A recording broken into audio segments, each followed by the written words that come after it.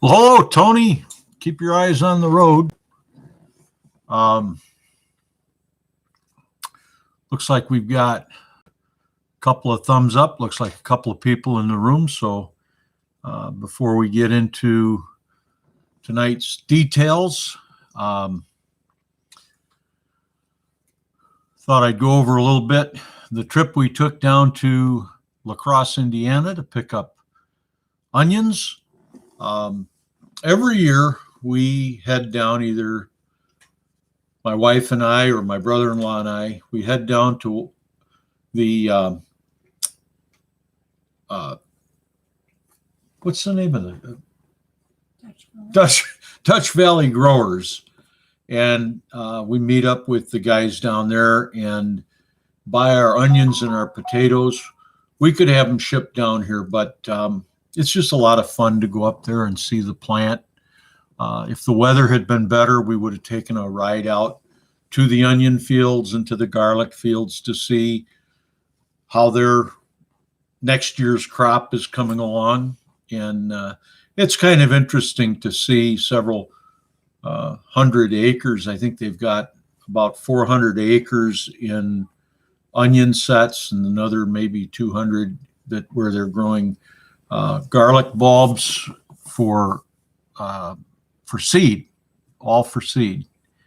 And of course, with garlic, that garlic head that you use for seed is the same garlic head that you would use to cook with. There's really no difference. But with the onion sets, they plant them and grow them at a particular time, at a particular rate. They harvest them after a certain amount of time. And I wanted to go over all of that with the guys down at Dutch Valley, but they, unfortunately, their grandmother had passed away, and so they were tending to family. And I don't know if the funeral was that day or not, but at any rate, they were not there. Hello, F&P Farms. Pull up a chair. Grab yourself a cup of Chase and Sanborn coffee. That authentic coffee taste, that bold coffee aroma must be Chase and Sanborn. And no, they don't pay me for that. I don't know. It's just something we started doing a few years ago. So I don't think I'm going to wait any longer. I think I'm going to start right into this. If people join along, they can. And if they don't, well, that's all right too. I was reading an article in what is it? Well, it's the local agricultural paper, all the farms. It's a magazine, and all the farms get it. Hello, Voonchild. I sent somebody over to your page today. Her name is Chris. I don't know if what her YouTube name is, but she may make a comment or something. She is very interested in keto. In fact, she's doing keto now, but I told her you had some good recipes. So hopefully she'll go over and subscribe. And I told her, I said, go give Voon a thumbs up on everything. So I was reading an article in the Ag Magazine, and they were talking about till versus no-till. And what caught my eye is they had a particular article in there that was about deep tillage. And I had not really been familiar with the term deep tillage. So I thought, well, they're talking about moldboard tilling. And they were not. They were actually talking about tilling with a backhoe. And what they were doing is they were going between 6 and 15 feet down into the soil and lifting that soil up and flipping it out onto the ground so that the soil that they were picking up from the bottom would stay in the bucket, and they'd lift that all the way up. And then he said you'd flip it, and the soil would come out of the bucket and mix with the sand. And he says you had to flip it from about 6 feet up so that it would hit the ground with some impact and break up. But he said as you brought it up, the sand would just flow around the bucket, and make a hill and fall back into the hole. So then you're bringing the dirt back up on top of it. So this is very intriguing. I wondered, what somebody like Joe Salatin might say. Some of these no-till farmers, and some of these guys can be kind of militant about it. There were a couple in my plowing video. I think we may have deleted them, but there were a couple of comments that were made that I didn't feel like they were appropriate. But he was saying that I should learn how to no-till. And so when I was reading that article, I thought, man, some of these guys must be going crazy. So I read further into the article, and hey, Worcestershire Project, welcome. I was on your page the other day catching up on a few videos. Good stuff going over. If you guys haven't gone over to the Worcestershire Project, I don't know why I'm so late to knowing about you. I guess it's hard to find everybody on YouTube, but a great page. I apologize, guys. I don't do a lot of shout outs because I always feel like everybody knows each other, and that's probably a wrong way to think about it. But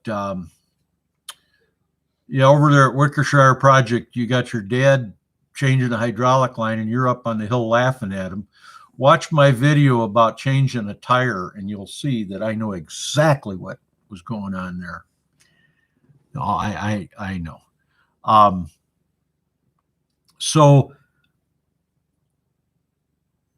as I read this article, I thought, man, the no-till people must be going crazy. These guys are digging down, 8 feet plus, 15 feet, and bringing the soil up. So as I got to the end of the article, I found out why.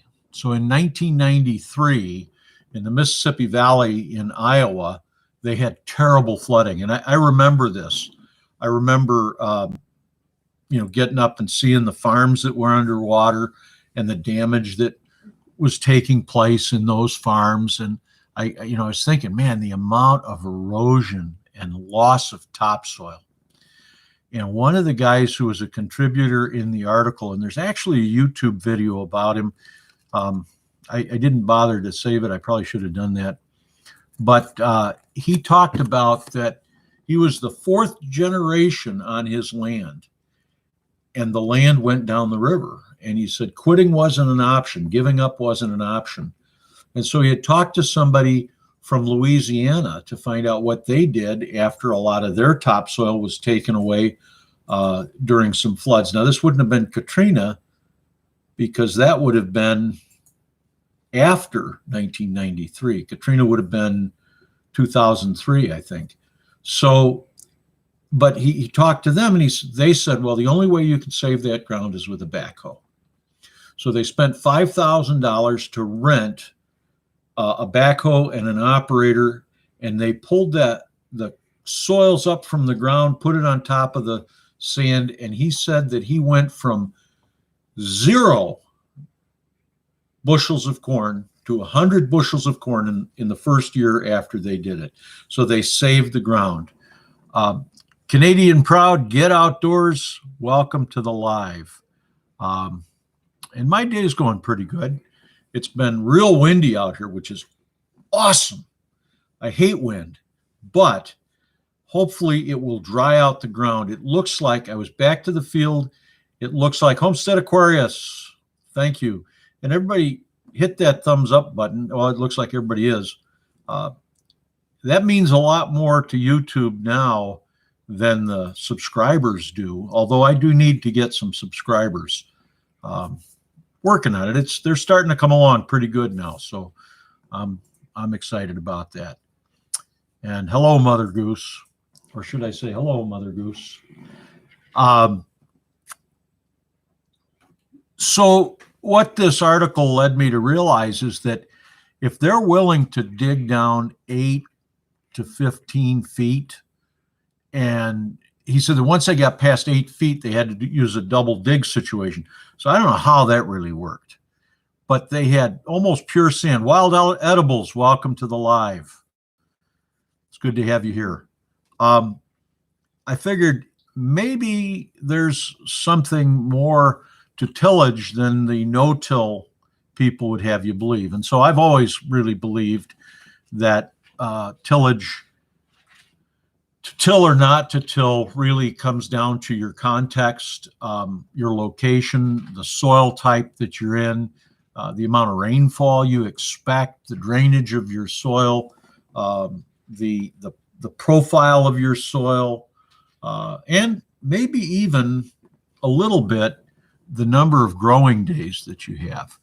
And so I want to break that down, and then I'm going to talk a little bit about irrigation, and particularly about my plans for irrigation this summer, because that's been sort of a weakness in our system, is planning. No, irrigating has been a weakness in our system. I use some above ground irrigation. And the problem that I have with that is that I'm constantly moving the sprinkler, and I'm constantly trying to overcome the fact that I've got about 150 feet of hose that I have to run out and move. And it's just a lot of work, and you've got to move it every 30 minutes, and that really doesn't give you enough water on that area. But if you don't move it, you won't get the whole thing irrigated. And I don't have enough pressure from my well to run multiple sprinkler heads. I have a commercial sprinkler head that sprays about 30 gallons. What is it? 30 gallons a minute. So about 3,000 gallons an hour. That's a lot of water. And we've got a sub pump. So it comes out of the well, it pumps into a well tank, and then I pump it out of the well tank with a sprinkler pump that pumps it to the sprinkler. And I can get about a 50-foot pattern, but that means I've got to move it 3 times just to get one pass on the field. And then I've got to move it 12 times to get it across the field. So 12 times 3 is 36, and that doesn't count any double coverage. So this year we're going to use drip tape. Last 2 years I have used drip tape, but I haven't used it on the entire field. And this year I'm planning to. If you saw not the last video, but the video before that, I talked a little bit about putting a drip tape layer on my planter, my transplanter. So looks like it's going to work. I haven't tested it yet because as of 2 days ago, there was still some frost in the ground. That's gone, I think. We might have a little bit of frost down past 30 inches, but I don't think so. I don't think we got that deep even this year, because we got about a foot of snow on the field before it really got cold, and that will help mitigate some of that frost or prevent some of that frost.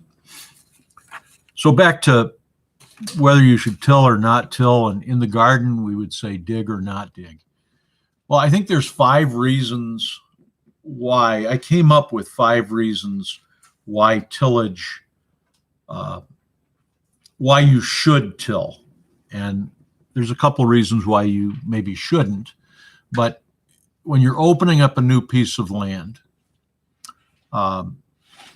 you remove the grass, and then you have to do something with that ground. Arkansas Woodcutter, thank you so much for coming. Hey, it's the study. It's an ongoing process, and hopefully I'm communicating in a way that's understandable. But yeah, I've been around dirt all my life. So here's the thing. The first reason why you should till, and anyone who's ever sat in a large horsepower tractor, and I don't even have really a large horsepower tractor. I've got a medium-sized industrial tractor.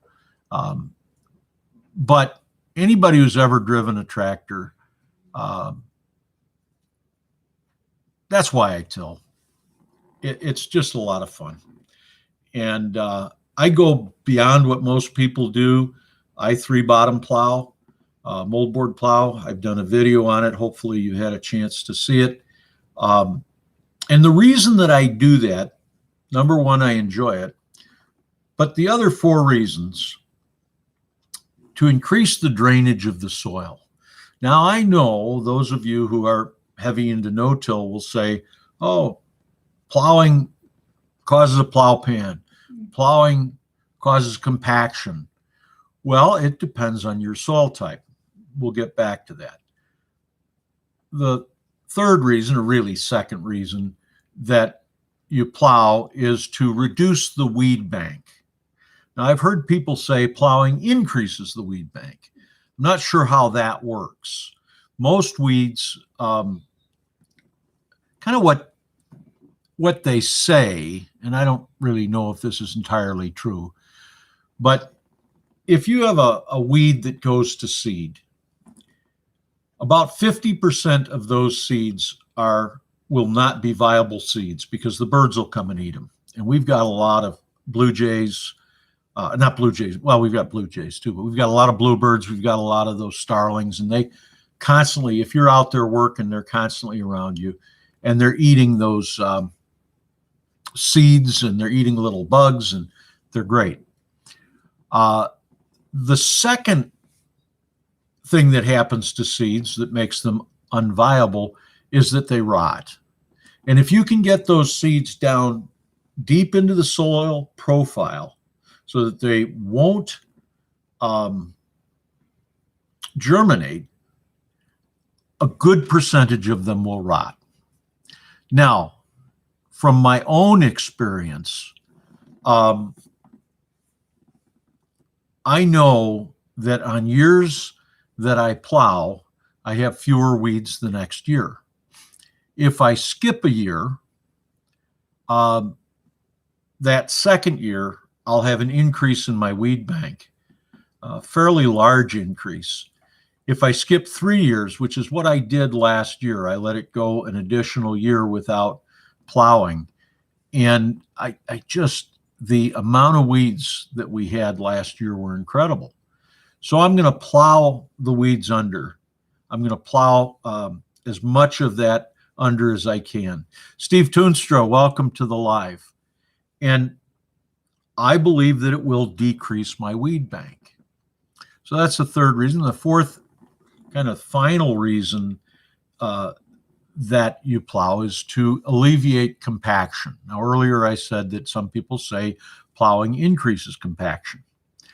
Well, it depends on your soil. It depends on your soil texture. It depends on your soil profile, whether you have a clay soil, a clay loam, a silt clay, a silt loam, a silt sand, a sand loam, a sand clay loam, a sand silt loam. There's just dozens of different varieties of what you could have. And the loam, of course, is the organic material that's in the soil. And that organic material can be many different things as well. If the organic material that you have in your soil is a lot of well-rotted manure, well, maybe you can just throw that on the top and it'll be fine. But if you've got corn stubbles, or you've got soybeans that well, soybeans aren't too bad. Soybeans break down pretty fast. But corn stalks, once they come out, they don't break down quite as well. Arkansas woodcutter, we try to, I try to not let the plants become seedlings. I try to get them in string stage if I can, cotyledon stage if I must, and then, you know, what happens, you get a lot of rain. We have a lot of pigweed, and there are 2 types of pigweed. There's prostrate pigweed, which is the, I'm trying to think of the real name for that. I'll think of it eventually. And then we have the red root pigweed, which is the pigweed you guys in the South sent us, and you're trying to send us up. It's amaranth, red root amaranth, and it's pigweed, and it will break through the ground, grow 3 feet, and seed before you know it's there. So, yeah, we've tried mowing. It's hard. It's hard to mow in our fields because they're so the ground is so soft. If you're trying to use a push mower, it just digs into the soil. Lamb's quarter is another bad one, but no, that's not prostrate pigweed. Is it grows on the ground. Purslane is what I call prostrate pigweed. Now, amaranth is what most people call pigweed, but the prostrate pigweed is what we call, what at least up here, it's purslane, or at least that's what my father called it. So, and he must have been right. But to the other problem that I have is that I'm surrounded, literally surrounded by farms that they use GMO corn and GMO soybeans. So they're, on the corn at least, they're using Roundup. Now, when they do that with corn, they only do like 1 or maybe 2 applications, and then whatever grows in the corn after that grows in the corn. And usually the corn stifles most of that growth, and you get very little weed in that corn. But between the field cuts and along the ditches, the irrigation ditches, we have a lot of weed that builds up, and it just comes in. I'm just going to read the posts here. So the way that I approach tilling, I used to look at the bottom plowing, which is with a mold board. I used to look at that as, okay, I'll do that every couple of years. When you open up new land, I don't know how else you do it. You can cut that grass out if you want to, but at any kind of a scale, that becomes a huge, huge job. So what I do is I just plow it under, and then you let that sit, you let that dry out. And what you'll see after you moldboard plow, you can walk that field and you'll see all of the roots and all of the rhizomes and all of the thread stage weeds, and there'll be bulbs that come up and all kinds of, plus the fact that you'll see all kinds of insects that come up. Worcestershire, I'm only doing 2 acres of property, which is why it's unusual that I'm using a plow. I just, there's a couple of reasons why I've gone to tractor farming as opposed to farming with a walk behind BCS or something like that, is I have an ongoing issue that's getting worse to where I'm not going to be able to do a lot of the stuff manually someday in the future, maybe 10 years from now. So I'm really trying to set myself up so that I'll be able to garden long beyond when my legs will take me through the garden. And so you'll see some innovations coming up in our farm over the next couple of years that are all, yeah, you're right, Homestead, Robert. Tractors are just cool. We're designing, and we won't have it built this year, but we're designing a kind of, let's call it a recliner that goes behind the tractor so that someone can drive me through the field and I can pick without having to walk, because that's where I think I'm headed in the next 10 years. At least that's what I'm being told. So when you mold board, then you let that ground sit. Now, ideally, you'd mold board in the fall. And I did this year. This is one of the first years, I think, that I've actually been able to get everything plowed in before the winter. So we're ready to go in and run a Landau cultivator through and just try to break up. I've got the clods all broken up now already, and the snow has done some amazing work of breaking things up. But we're ready to go in. If I can get a tiller through, if it gets dry enough and I can get a tiller through, I'm hoping to plant potatoes on Sunday. If I don't get a tiller through, I think I'm still going to plant potatoes on Sunday. It's just going to be a little bit harder, and I'm going to have to level the ground using the soil saver, or using maybe even, I might even put a drag behind and just run the drag across. You shouldn't, this is an important topic for those of you. If you're going to double dig in your garden, which would be the equivalent of plowing, or if you're going to run even a rotary tiller or a rotavator through your garden, the ground must be dry. You cannot run a rototiller through wet ground. It'll go through, but it will compact the soil. Canada Proud, what I don't remember, are you in Calgary area, or where are you in Canada? Hello, Recyclable Homestead.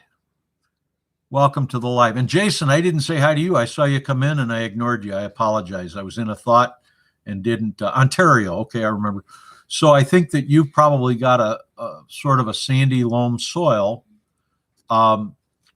If you're doing a small area, you're not doing it with tractors. I would, if I'm opening up a field, I'm going to double dig it. And that way I can get a good tilth built into my soil. There's very little untouched ground.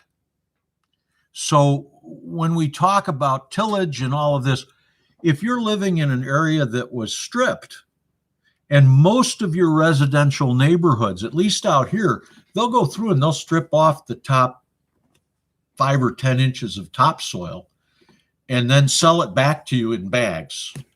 And so you want to, you need to start getting the tilth down deep into the soil. So double digging helps a lot. Steve is saying, if you plant potatoes this Sunday, do you have any concern about cold weather? No, I'm only going to plant, I'm only going to plant the potatoes and maybe the onions, but it seems like every time I plant potatoes, it snows. And every time I plant onions, we'll get a bit of a frost. I don't want to plant onion transplants yet, but onion sets would be fine. They will be perfectly fine if they go through even a freeze. And potatoes, they'll handle the frost. I've had potatoes come through winter and come up the next year. I'm not concerned about it. The thing that I am concerned about, and this is the anxiety that I get every year at this time. So, Steve, you and I have about 160 growing days in our season. Now, that means that from frost to frost, we have about 160 days. That doesn't mean we have 160 days to grow tomatoes or anything else. So as soon as we get our last frost, now I don't even mind planting beets ahead of time. If I get some time next week, I might plant beets, I might plant kale, I might plant Swiss chard. I'll get definitely get some peas planted, um, because they'll do fine and they'll make it through the frost. Even if they come up out of the ground, they'll get through a light frost, maybe even a heavy frost. Wild broccoli. Now, chives we get wild. Um, I don't think I've ever seen wild broccoli. Is that something that you're willing to eat, or is it like wild onions that they really aren't edible? So, Homestead Aquarius, I would till any ground if it doesn't drain well. I would dig it. If it, yeah, that's true, Steve. But I don't expect vegetation for 4 weeks after I plant it, especially in this weather. Um, but I would, if you're down in North Carolina, right, Homestead? So you're probably a little bit better soil than some areas like Georgia's got a lot of clay. Um, and if you're anywhere near the mountains, you probably got that alpha, what do they call it? Alpha profile soil, which is more granular and grainy. Alabama, okay. Haas Tools has got Alabama pretty well dialed in. uh, I would say get as much organic matter mixed into the top 6 to 8 inches of soil as you can. And as far as worrying about tilling and no-till and no-till, so here's the drawbacks to tillage. Tillage breaks up the soil structure. So the wormholes that have been dug that allow the soil to drain through those wormholes, the structure of how the soil fits together, whether it's columnar soil or if it's blocky soil, if it's round clumps. If you start breaking that profile up, it'll start to compact. It'll start to shed. So your nitrogen in particular will go through the profile. But when we're talking about a home garden, you're surrounded by grass and you're surrounded by untilled soils. So runoff is not going to be an issue in a home garden unless you're right on the edge of a water source. And then I would use only organic nitrogen. And that would solve that if you're right on a pond or in a swampy area. But you probably got plenty of nitrogen. If you're in that kind of an area, you probably got plenty of nitrogen. But the way that I did my first garden back when I was gardening with shovels and rakes and that kind of thing, I dug one trench at one end of the garden, and I threw that trench all the way off onto the lawn. And then I dug down below, and I threw that clay up on the side that I was going to dig. And then I brought that soil that I had dug back into that hole. And then you start digging back, and you just keep filling the hole that you have. And you dig 2 shovelfuls deep and then put the topsoil back in. Just Google double digging. I'm sure somebody's got a video on it. And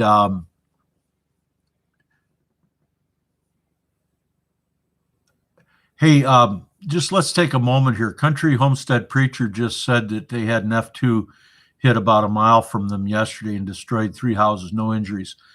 Praise God.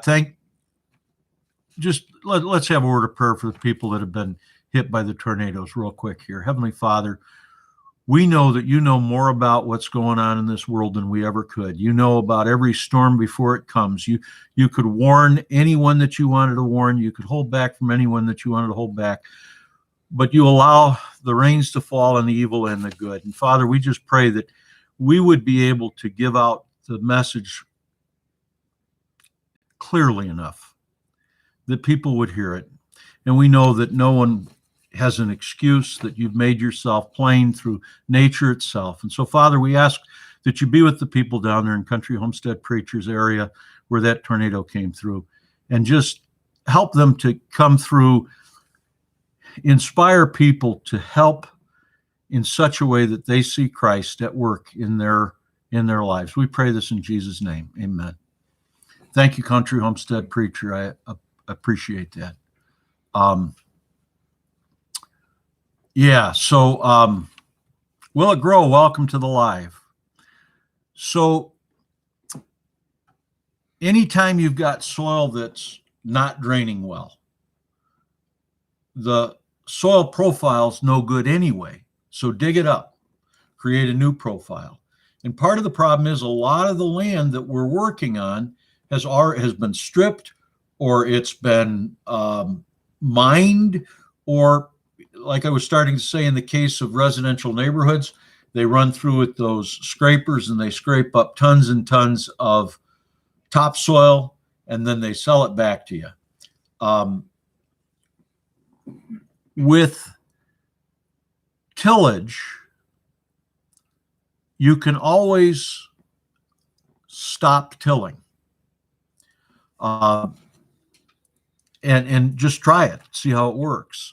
But when you're first starting out, I think it's important to realize, what's the name of the lady who used the straw, and she would just put her seeds on the ground and cover them with straw? Charles Dowding has kind of followed her line. She's upstate New York. Ruth Stout. The Ruth Stout gardening method works, but not everywhere. And that's what I think a lot of people don't understand. So, Country Homestead Preacher, I'm sort of covering that right now. It does work in certain areas. If you've got an area that's well-drained soil, well-structured soil. I grew up in a place that used to be an apple orchard, and they didn't strip the ground. We could plant anything in that ground. We grew beautiful beets. We grew, well, all I can remember is picking the weeds from the beets. So my dad grew potatoes in there. He grew onions. He grew carrots, a little bit of cabbage, broccoli, lots of broccoli. I don't think he knew what kale was, but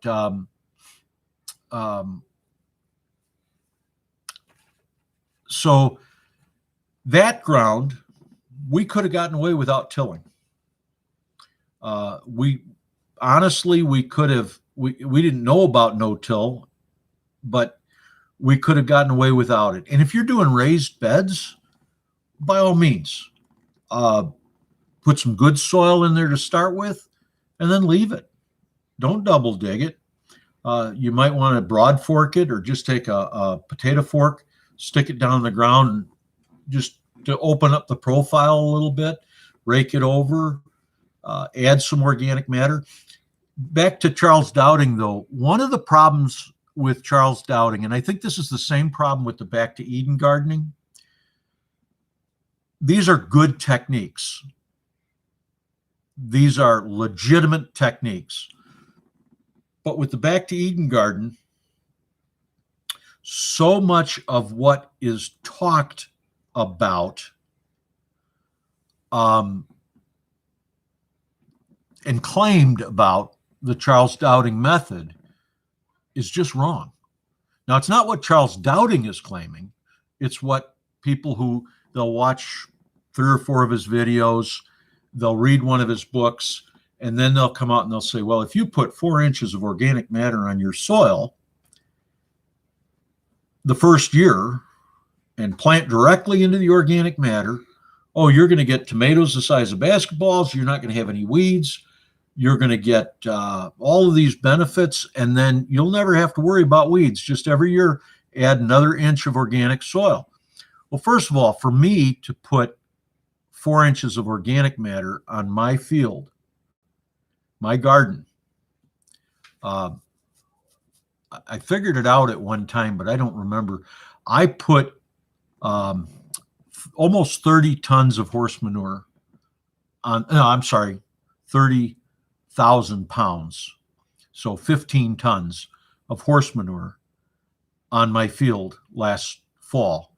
And I've got the video to prove it. Now, you don't see how many times I make that trip back and forth. But that pile was the size of a 2-car garage. And when I brought it out to the field and I dumped it, it barely covered the field. So can you imagine how much material I'd have to put down? So what I do as far as organic material, at least what I did last year, once I had my onions planted, I took compost that I had purchased and I put it down the center between, I double row my onions, put it down the center of the row, and then I put it on each side of the bed. Now, I also use Truffland in onions. Truffland is a pre-emergent. The mistake I made last year is only put it down once. I should have put it down. You really should put a second layer of Truffland down probably at the 8th week. They say 9 weeks. I don't believe them, but about 8 weeks. Truffland doesn't kill an emerged weed, but it will prevent the seeds from coming up. What it does is it actually destroys the cotyledon once it starts to come through the soil. It'll destroy that cotyledon.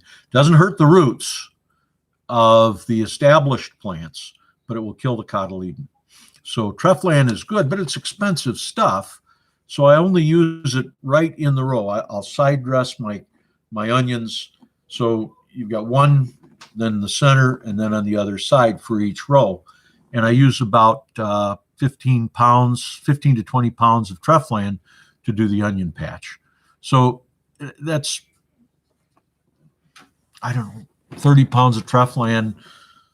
If you bought it at the big box stores, you're probably about, I think it's about $25 for a bag like that. Fortunately, I can buy it in a little bit different quantities, and it makes it a little less expensive. But do I have to get Beehead in here to sheriff this live? Uh-oh, what have I started? All right, so the other place where I think you need to do some decent tillage is when you don't have enough mineral in your ground. So if you do a soil test and it comes back where you don't have, you need to put a lot of fertilizers, a lot of micronutrients into the ground along with the macronutrients, and you want to do an entire piece of field, boy, you make short work out of incorporating that fertilizer with a rototiller set at 2 inches, and you just run through it and fast and easy. So very quickly, when you put a Country Homestead Preacher is saying Smith Station is close to Alabama. Mother Goose's brother lives at Smith Station. Yes. Yeah. Oh, you guys are talking. Okay.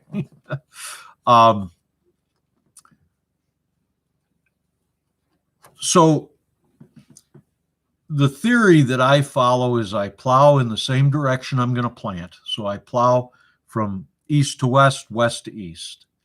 And then my next pass, and if I had a disc, it would be with a disc. I don't have a disc, so I use the field cultivator.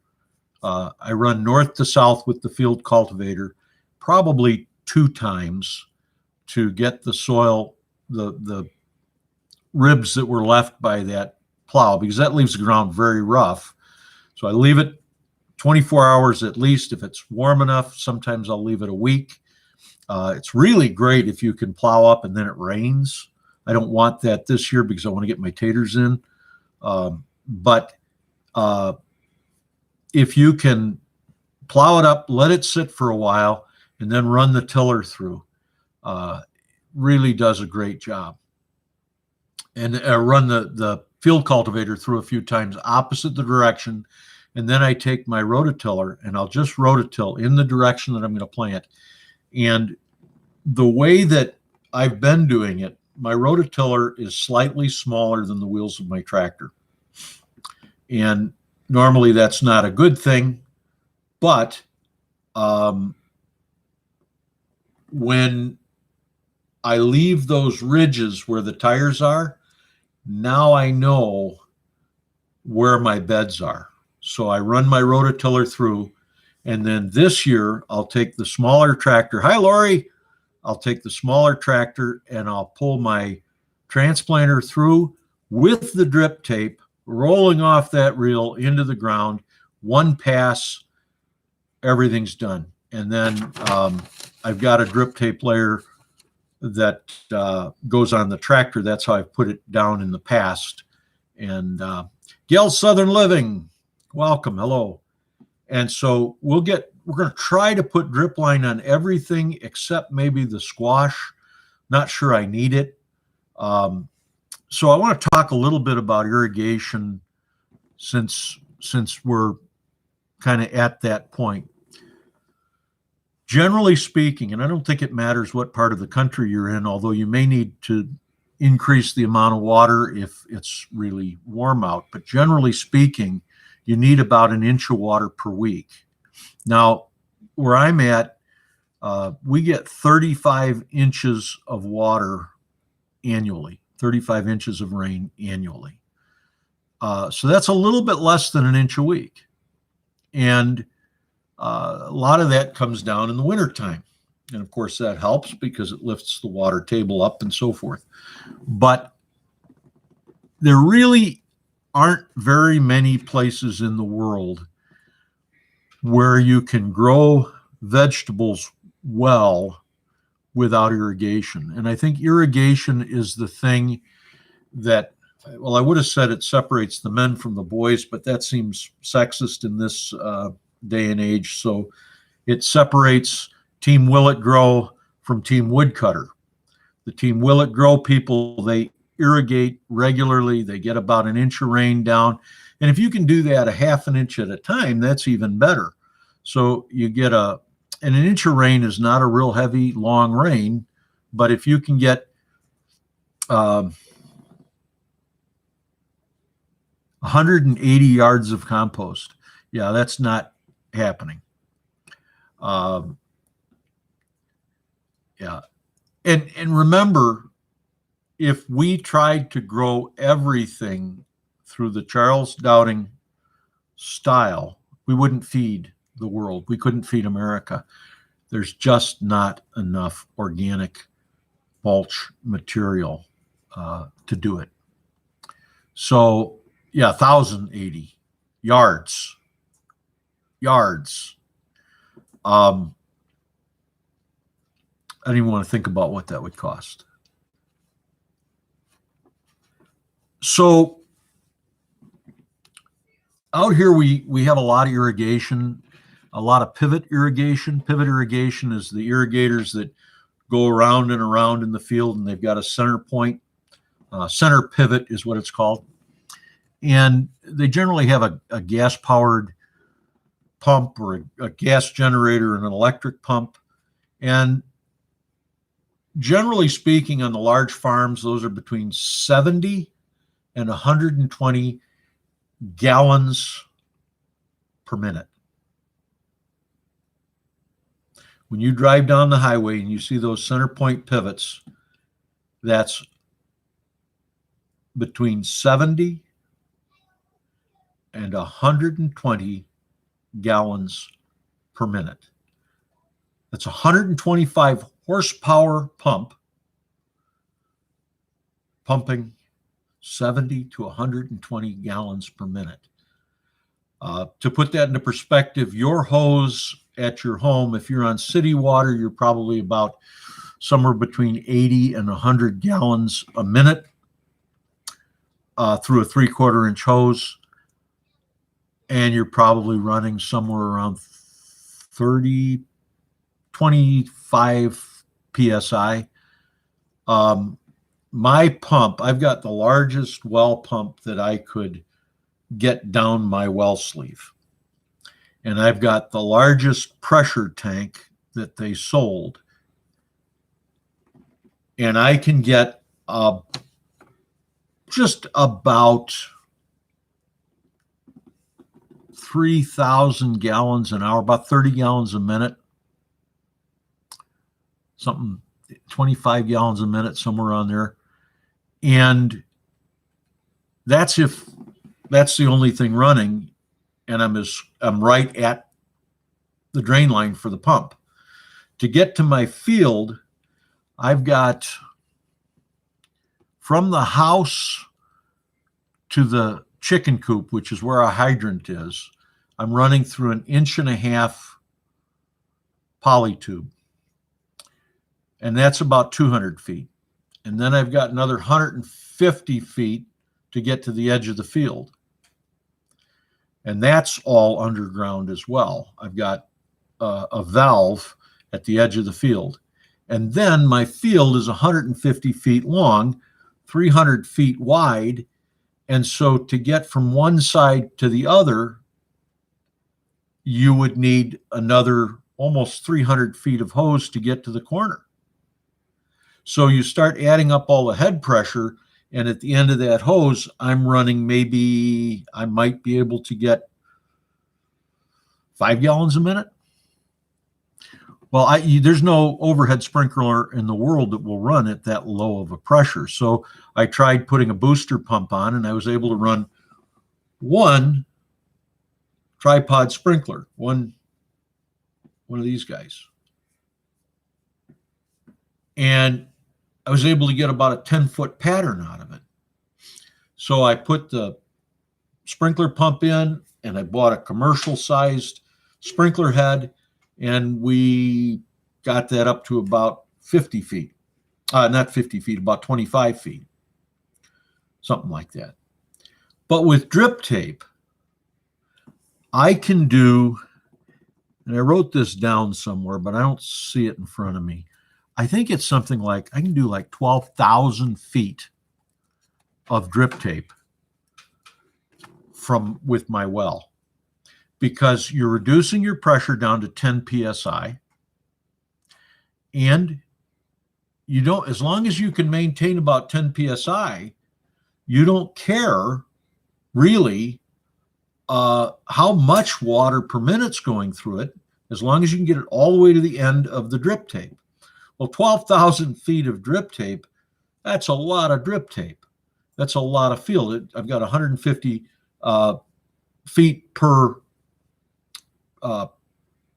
row, and so I could just about do the entire thing without any problem. So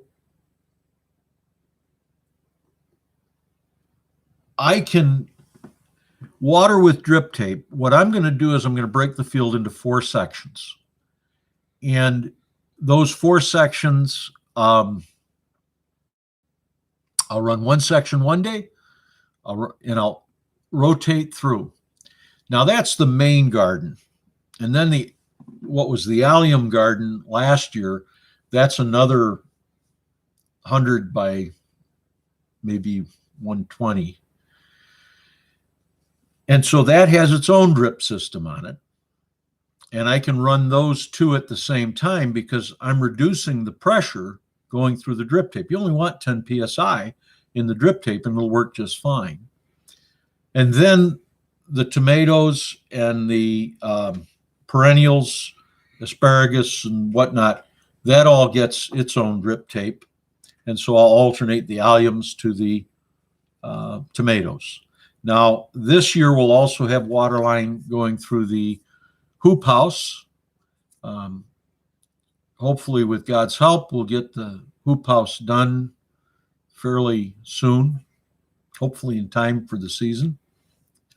And but we'll have another drip system in there. But we'll be able to alternate running those, and I think that that'll make a big difference. We, generally speaking, last year, we watered from above, just the first watering, and I never watered my sweet potatoes, my potatoes. Well, I never watered my potatoes. I watered my sweet potatoes only after transplanting, and I watered my peppers 3 times after transplanting, and then I didn't water them again. We had a pretty good drought in August, but I think we could get a much better production if I would run the drip tape. So we've invested a lot this year into getting the drip tape up and running. Pete's Little Homestead, welcome. Didn't see you come in.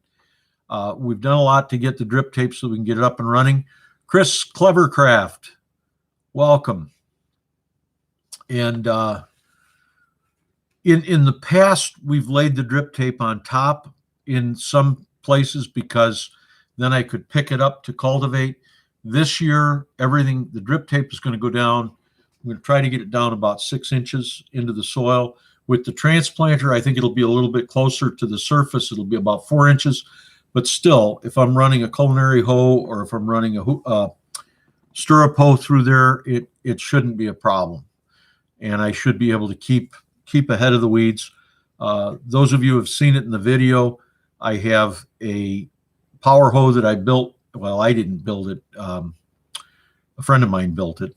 And it goes behind the tractor, and you just move the hose in back and forth as you get dragged through the field. So again, I'm doing everything that I can to make it so that I can continue to garden the way that I've always gardened, but I don't have to walk through the fields. And so as much of that as I can, that's what we're aiming at. Steve, you're not as excited as I am. I'm excited and somewhat terrified. If it doesn't work, I don't have time to come up with something new. So I'll be back to where I was last year, but I think it will work. I think it'll work well.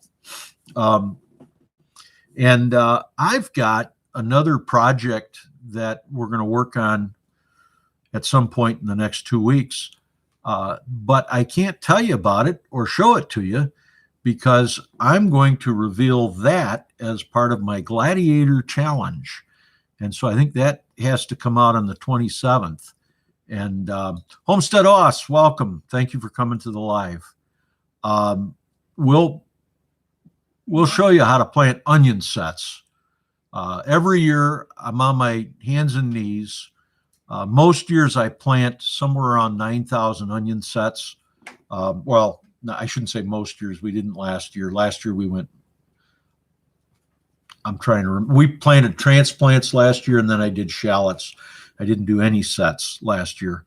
But the year before that and the year before that, I died 1,000 deaths planting onion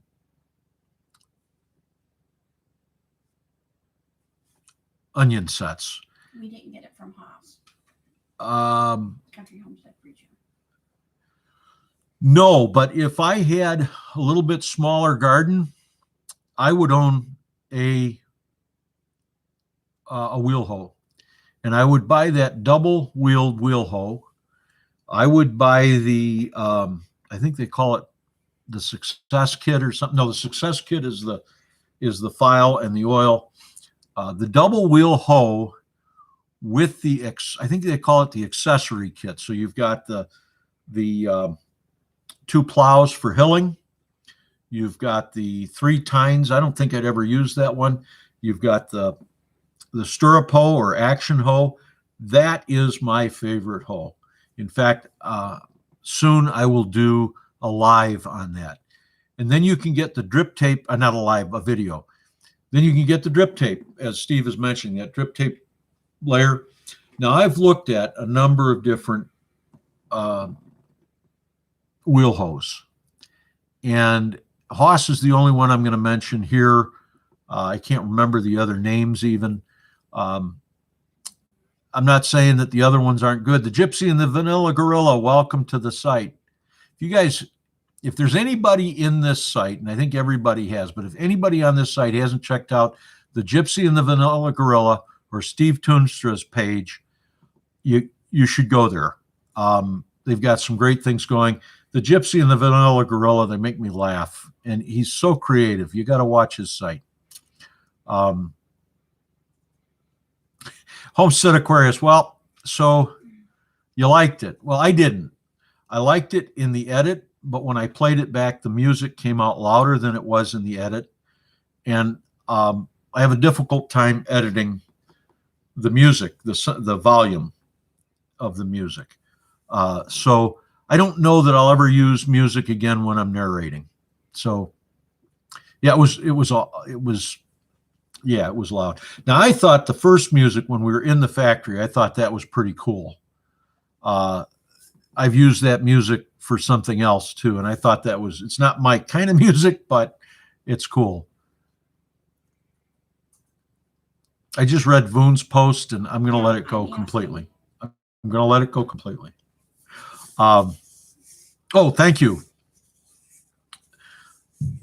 Homestead Aquarius, thank you for dropping the link. So let's see. And yes, you work outside the house. Me? Yes. Yes, I work outside the house. I've got a heating and air conditioning business. Who asked that?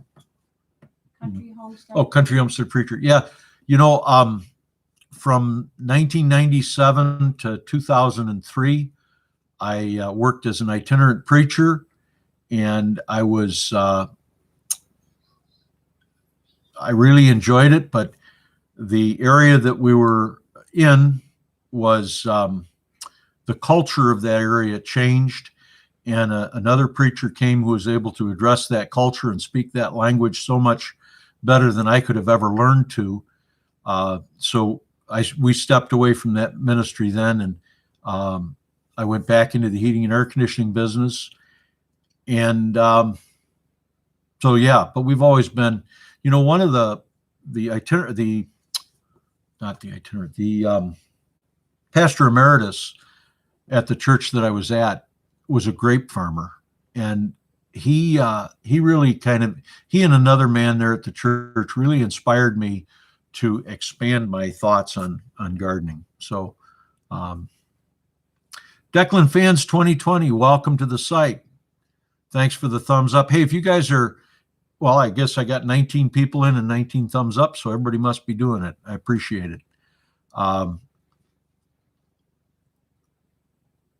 Wild edibles, organic fertilizer is not cheap, especially large scale. I think with more of us looking into this, we will all learn more. Let me just give you a word about organic versus non-organic fertilizer. I don't know if I want to go down this road. I do. So nitrogen is nitrogen. Phosphorus is phosphorus. Potassium is potassium. They're elements. There is no such thing as nitrogen that isn't natural. Or phosphorus that isn't natural. Or potassium that isn't natural. It's all natural. However, the formulations, the phosphate, the nitrate, the potassium sulfate or potassium, whatever it might be, those formulations might not be naturally occurring. And the only one that's really troubling a little bit to me is how nitrogen is extracted from natural gas. It gives off a lot of O2. Now, they're learning to capture that O2 and promote it to farmers to use in greenhouses. So I'm less concerned about that. But, I can buy 50-pound bag of non-organic fertilizer for the same price that I'd pay for 5 pounds of organic fertilizer. So it's a big difference. The other thing is when I put Her Healthy Homestead, welcome, or Her Healthy Home, I'm sorry, welcome. If I put organic fertilizer on the field, and correct me if I'm wrong, anybody here who really has used organic fertilizers, if I put organic fertilizer on the ground, it's going to take a substantial amount of time. Hello, Muddy Boots. for that to be available to my plants. If I put down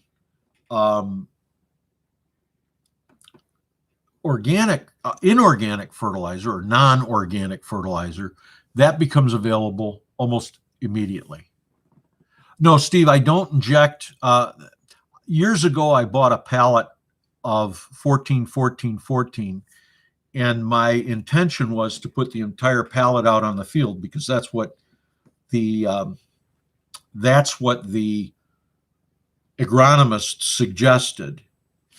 And then I did a little further study of it, and I decided that I would treat my rows as gardens. In other words, I'd put down,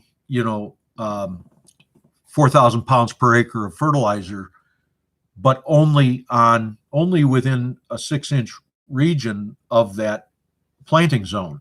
So 6 inches each side, I lay down a side dressing, or 6 inches on one side one time, 6 inches on the other side the other time. And so I'm not fertilizing the in-between areas. My intention was to hold down the weeds. Well, anyway, the reality is it's taken me 4 years and I still have most of a pallet of fertilizer. So it'll be a while before I inject, but once I get through this fertilizer, I will be using an injector. Yeah. And John is just confirming, Will It Grow is just confirming that the organic takes longer. I think even the liquid, if it's organic, even if it's liquid, it isn't available. So I think if you take the time to put the fertilizer down at the right rate, the difference is not going to show up in your plants, because the process that was used to get that fertilizer to you doesn't show up in your garden. Now, it may have some environmental impacts, and that's being argued about by people who get paid way more than I do to promote their own opinion. So I'm not going to promote my opinion on that. I'm going to leave that up to you. We're sort of out of time. So if you got to go, I understand, but I just want to go in here. The reason why you want to bury your drip tape, two reasons. Primarily, I think so that you don't hit it while you're hoeing the ground, trying to weed. And the second reason you don't want to bury your drip, or you want to bury your drip tape, is to prevent that evaporation that is going to take place at the soil surface. You're going to put more of the water down in, 4 inches down, get it down into the root zone where the roots can actually use that water.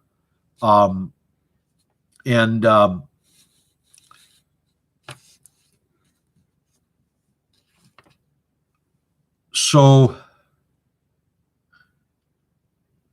I think that there was something else I wanted to say about that. The worst part about burying it is you've got to pick it up, and you got to pick it up at the end of the year. And there's so much to do at the end of the year. And usually by about the 10th of October, I'm glad I don't live down south where you can keep growing through the season. I'm happy to pull everything up and move on. I'm happy to be done with my garden usually about mid-October. Gypsy and Vanilla Gorilla says liquid is best for quick and consistent. Consistent is very important. Quick is poor planning, but I'm not criticizing you. But that was part of what I was going to say earlier, is the fact that you need the nitrogen quickly is a matter of poor planning, not a matter of whether something's good or bad. So I like to work by a schedule. I like to put my fertilizer down before I plant. Usually the day I plant, I'll put down the fertilizer before we plant. That way, when we come across with the planter, we're incorporating fertilizer, and we're incorporating it close to the root zone. And because I use a timed release type formula, and that's the other thing nice about the non-organic, I don't have to get fertilizer on there for a while. So Chris, it was nice to meet you as well. Get those boys to bed. Family is far more important than what I'm doing here. So thanks for stopping by. We'll see you again. Before I forget, next Thursday, We won't be. I will not be live next Oh, yes, Thursday. you will. Oh, no, next Thursday I'll be live. A week from next Thursday, I will not be live. I might try to have a video release at that point, but that's yet to be determined. Has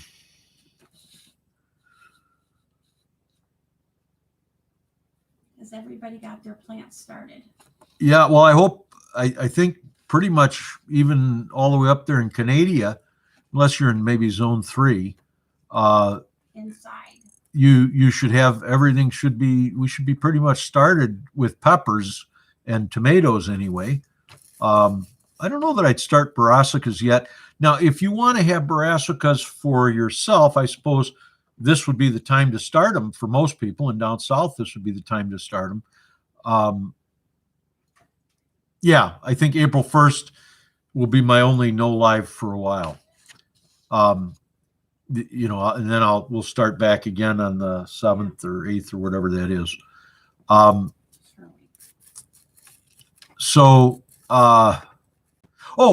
That's what I was going to mention about the drip tape. If your reason for using drip tape is to cut down on weeds, and I hear this all the time, don't waste your money. If you're using it as weed control, don't waste your money. We get just as many weeds where we have drip tape as we did where we didn't have drip tape. It just doesn't have an effect, because the rains that you get, that's what's going to affect the weeds. Now, during a drought, you'll get less weeds, perhaps. But hey, if Gail is still in the live, I don't know if she is or not, but Gail lost her greenhouse during the storm, and I just keep her in mind. That's really frustrating. I lost my hoop house several years ago. We had a 22 by 100 hoop house. We had just set it up, just put the plastic on it a week earlier, and we had a straight line wind come through and just tore the thing to bits. And one of my neighbors, he's about 8 miles from here, he put up a triple gutter system hoop house with, I think it was about 120 feet, and I think each set of hoops was probably 25 feet or 30 feet, and they lost the whole thing, and it just got collapsed up. It looked terrible. So yeah, I'll tell you, I've been through 2 tornadoes or straight line winds, and when it's been windy, real windy. I think we've had probably 35, 40 mile an hour winds for the last 2 days. And you lose shingles off the barn and you get frustrated. But I'll tell you, it's nothing like Smith Station 2 years ago, I think it was just devastated. And so tornadoes are relentless, so thoughts and prayers for everybody who's had the storms, everybody who's there's been some heartbreak amongst some of the community, and so keep everybody in prayer. I'm gonna close this thing down. This is the longest live I've ever done. This is exhausting for me. I don't know how it is for you, but you guys keep coming, so I'll keep being here. Before I close out, I am at about 350 subscribers, and I'm going to put up a challenge to all of you, and I'm going to put you all on the spot. And if you're my friends, you'll go along with me on this. If I get 500 subscribers, I will shave my beard off. It's been a while. It's been a long, long time. But if I get 500 subscribers, I'll shave my beard off. Jen, you're not only late, you're here to help me say goodbye. Emitzer Shem, I'll see you again. I'm Chicken Johnny. Eat your vegetables. We'll see y'all. Bye. Hey, thanks for the support. Give it a thumbs up if you have. I ever did. Thanks a lot. We said hi. And Jan, we said hi. So y'all take care. Yeah, Steve, my beard's my trademark, but I think it's probably it might have to go. We get 500, I'll shave it off. And if you want me to, we'll do it live or something. All right. Mr. Shem, I'll see you again. Eat your vegetables. I'll shave with you. Oh, it's a challenge with John. What did he say? John says, I'll shave with him. I can't shave my beard off. Am I on or off? John said he'll shave too. You're still on. I'm still on. I don't know what's going on here. I feel like, will it grow right now? It won't shut down.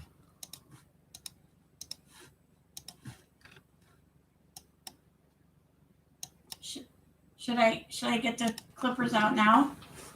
Am I still on? Am I still on over there? Yeah. I feel like John from Will It Grow. Hit the end button, Johnny. I'm hitting the end button. He is. He is, Jan. You get $500 saved with